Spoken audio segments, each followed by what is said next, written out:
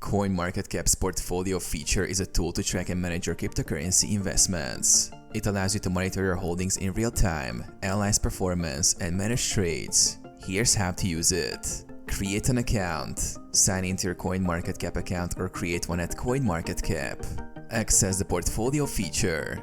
On the homepage, click on the Portfolio tab in the main navigation bar. Set up your portfolio. Click Create Portfolio and give it a name.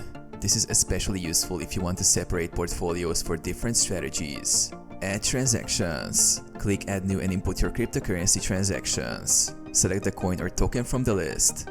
Enter details like the amount purchased, purchase price, transaction date, and fees. Repeat for all your holdings. Monitor your portfolio. The dashboard shows the total value of your portfolio, individual asset performance, and percentage changes over time.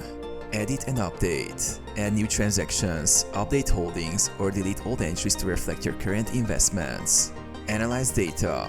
Use the performance charts and analytics to make informed decisions about your crypto investments.